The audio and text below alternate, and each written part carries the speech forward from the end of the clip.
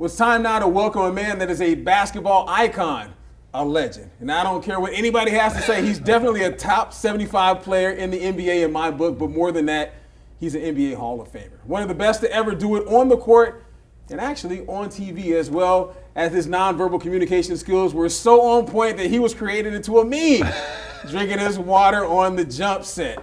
A television moment that I love, by the way. And now this man has launched his own basketball league, not 5-on-5 or 3-on-3, but old school, baby, going 1-on-1 like Hall & Oates. It's the OBL founder, a.k.a. One's Basketball League, which is coming to Las Vegas. I'm talking about none other than Tracy McGrady. T-Mac, baby, how you doing? I'm good, brother. Good to be here with you. All right. You like the intro, huh? I love the intro. Yo, the moment with you drinking the coffee. Carter, I don't even remember. What were they talking about at that point? Do you remember? I think it was Scotty and somebody else going back. So, I wasn't part of that discussion. I was just letting them just verbally abuse each other. So, that was my time to just relax, and I had my drink and enjoy the show. You was Bennett, huh? I was. I ain't in it. He ain't in it. All right, first and foremost, man, we got to talk about it. For hoopers that know the origin of the league, or know the origin of one-on-one basketball, obviously, going one-on-one. But as far as the league is concerned, like starting the OBL, man, how did that come about? So I have sons, 16 and 13, and I've been trying to get my boys to sit down and watch, the NBA games, watch college basketball, because that's what I love to do when I'm home, just relaxing. And I can't get these boys to sit down for 5 minutes, right? They always come to me with these YouTube highlights with all this energy around the blacktop with these guys traveling from city to city playing pickup basketball. And then two guys get into jarring at each other, and then it turns to one-on-one basketball. And I'm just looking at the energy created around this park, and I'm like, wow, that's where we headed now. So, and I thought about, man, maybe I should start, a one-on-one basketball league. But then it was really telling that I understand there's only 450 players in the NBA, and I know there is a lot of untapped talent that is out here that nobody is talking about, that can play at a high level and that has, a great level of skill that can be displayed on the platform to where we could actually sit down and enjoy watching these guys play one-on-one basketball. So that's where it really came about, just, giving guys an opportunity. I look at my journey, where I come from and how I got here today, and that's someone giving me that opportunity, and that's what I'm providing for these guys. Given the opportunity to compete, and then also some money involved. Ooh, we talking about money. Money. We talking $250,000. So I'll take you back. So we went to 6 cities, right? Yeah. And in those 6 cities, we'll take the top 3 winners out of those cities. And each city on a Saturday, we'll start out with 32 players. Gotcha. Right? From the end of Saturday, we end up with 8. Those 8 then play on Sunday for the championship. Top 3 invite to Vegas. The number 1 guy will win $10,000. So we did that for each of the 6 cities. And now we're here in Las Vegas. We have 22 players that are competing for $250,000, and somebody's life's going to change. Man, so it's a winner take all. Winner takes all. You don't have to share it with no one. I mean, give you a portion to charity, for a good deed. But other than that, it's yours, brother. Man, it's going in the pocket. It's going in the pocket, man. How about to help promote it? Can a TV guy get? I'm playing. What's your play? Hey, we are one-on-one. We're on TV anchors. Why not? This thing is wet, baby. This thing is wet. Now, how about the rules? Because like when you play one-on-one, a lot of times your coach just 3 dribbles, or make it, take it, calling fouls. I'm glad you said that, brother. Give me some. Come on, man. Because some of the people that I talk to be like winners out. I've never heard of winners out. And you're from the Bay Area. Yeah. And one of the guys that told me that I heard it from is from the Bay Area. I've never heard of winners out. No, I never heard so of that. winners out is like make it, take it, right? That's what we say. Winners out. No.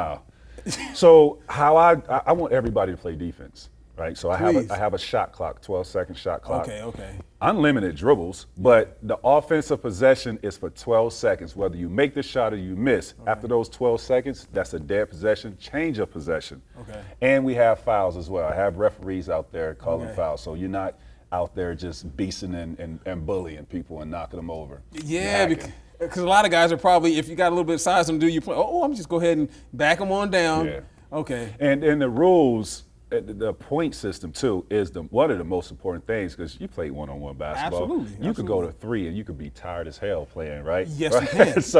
So to keep the product, keep it fresh and keep it to where these guys are playing great basketball from start to finish. We had to get that point system right, and going to 7 and going to 9 on Championship Sunday is perfect for these guys. You got to be in shape. Wow. So going to 7 points, I mean, your game, and there's no ones and twos, obviously. There's all ones and twos. Ones and twos, going to 7? Ones and twos. But you got these, listen, it may sound easy, but it's not, because those guys will be on their knees, taking timeouts, it's intense from the giddy up, because when you play one-on-one, if you're playing the 11-15, you made the first shot okay, now I got to get up. But from the beginning of these games, they're playing defense hard. They're playing defense hard. They're trying to chase down that rebound because you got 12 seconds. So if you miss the shot and your defender is lazy, you chase down the rebound, you're exerting a lot of energy, whether it's defensively or offensively. And if that guy's chasing down the ball on the offensive end, as a defender, you got to chase it down to stop him from getting that ball. So you're exerting a lot of energy, and you got to be in tip-top shape to play one-on-one basketball. Okay. So of the cities that you went to, what are some of the cities that kind of stick out in your mind? You know what? This might have been one of the best cities that we went to that had the one-on-one. Well, all the cities was great. We got some really great talent out of all the cities. I think the DMV area from top to bottom had really good talent. Brooklyn was from BK. top. Yeah, BK was from top to bottom. Houston had some good hoopers as well. Atlanta was top heavy, right, of hoopers. Okay. But yeah, man, the 22 that we have here in Vegas, these guys really can go. And you're looking at some of them right back here, right? Yeah, these guys really can go. They really can go. And I think out of this, somebody may get an opportunity somewhere else on a bigger platform. And that's a nice byproduct to come from this, right? For sure, that's what it's all about. I know these guys love to hoop. And some doors may have shut on them before, and probably they was told that they're not good enough. But having this platform, being able to display themselves on this type of level, who knows what could come out of this. Okay. Now I have a couple questions on this. Now, what do you think is the best quality for a one-on-one player to have, whether it be jump shot, size, leaping ability? Well, other than endurance. Yes. Yeah. Other than that, you got to be able to shoot the ball. You got to be able to stroke the ball. You got to be able to stroke the ball, man. That's most important. You don't even have to really have a tight handle like that, but if you can shoot and you know how to create space, you're lethal. Okay. Now, as far as I know you have love for Kobe. We talked about this off camera. Who was the best one-on-one player during your era? And you can include MJ in that because you caught him during his era. I caught him on his last championship. Okay. Yeah. Okay. Well, Kobe to me is number one on that list. Okay. Right. So if we're excluding Kobe. Okay. Allen Iverson. Really? AI. Really? Even against someone your height? AI was fast, man. Yeah, he's lightning bolt. Listen, guarding him, I had to give him space, right? I couldn't be up on him because he's quicker and faster than I am.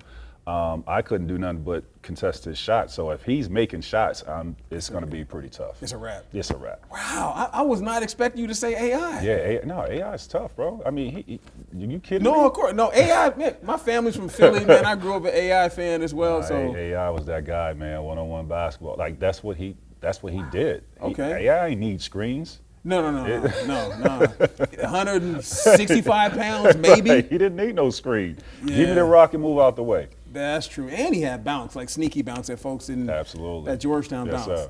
Sir. Now, okay, so I call Vegas the sports and entertainment capital of the world on television all the time. That's why we're here. Exactly. Yeah. What made you come to? Yeah. What? Are you kidding me?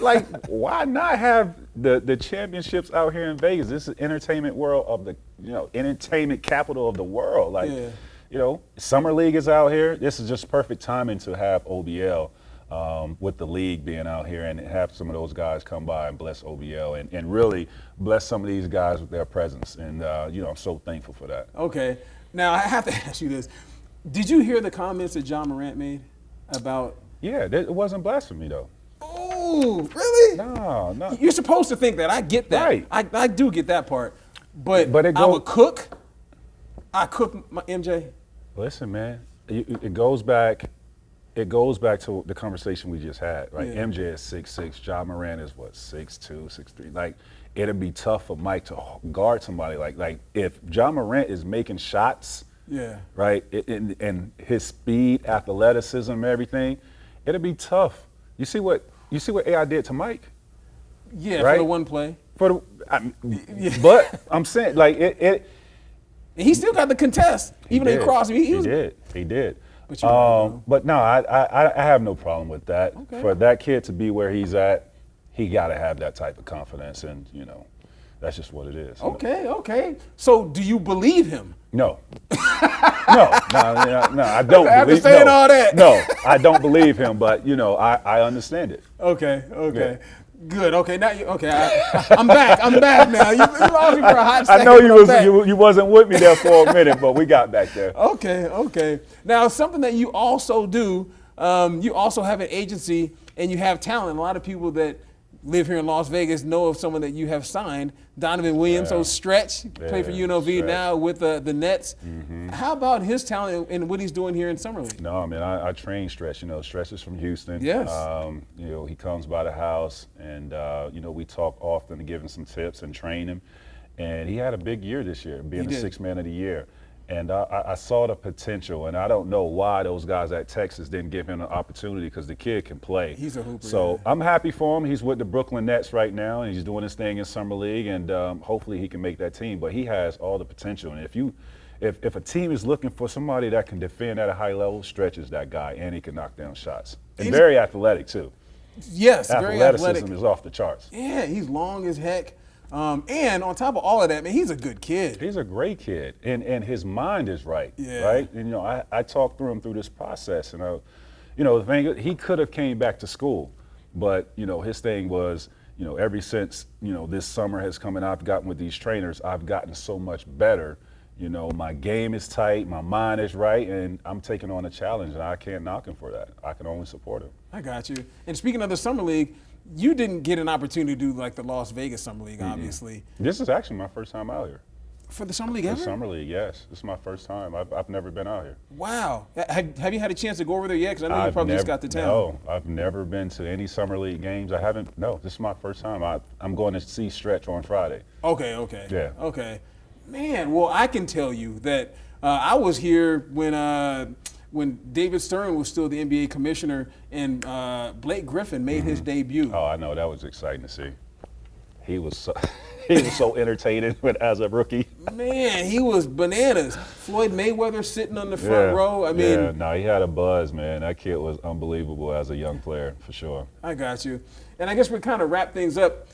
This past NBA season, the Warriors won. First of all, how surprised were you that the Warriors actually got through the gauntlet and won it? Did you kind of think they? No, because even last year I said the Celtics, if they came back healthy, they were going to win a championship.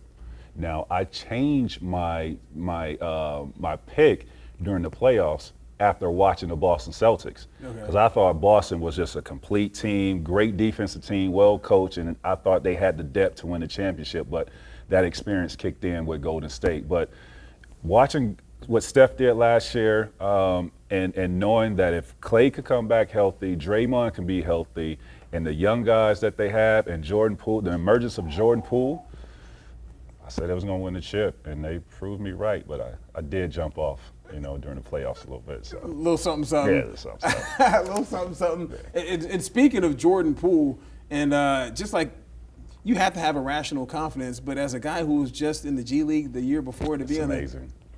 It's opportunity. You know what I mean? It's opportunity. It's making sure you stay on your grind. And when that opportunity presents itself, you got to take fully advantage of it. And that kid did that. And give Golden State, a lot of credit, because they do a great job at player development. I mean, they do a heck of a job of developing their players. And Jordan Poole is, the manifestation of that. I got one last question, because you probably don't, maybe you remember this. You were here for an Aces game. Mm-hmm. I interviewed you on the sideline, actually. You talked to somebody. It was me. Mm-hmm. It was me. I mean, everyone wants to talk to Tracy McGrady, man. So, but as far as like what the Aces are doing, Becky Hammond being the head coach of that team, what are your thoughts on her specifically as being a coach and the product that the WNBA has and the aces and the atmosphere that's inside. I love Becky, man. I remember Becky being in New York playing. Met her way back then, and just had great talks with her back then. But she got with San Antonio, got under Pop, learned a lot, and she was destined for greatness on this level. Whether it was the NBA or the WNBA, I'm just glad to see that she's getting a head coaching job.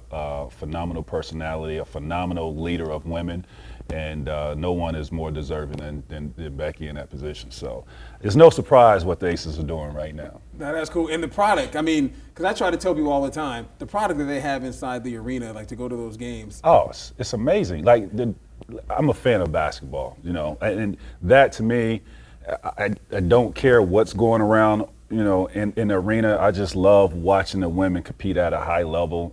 Always went back, even back in the days in Orlando when they had a team. I just love to go and support these women because they're highly skilled and fundamentally they play great basketball. And you love the OBL and you love to support them as well. One more time, tell these folks, come out to the Dollar Loan Center to watch the OBL this weekend. It's going to be fun. We're changing some lives. Someone is going to go home $250,000 richer.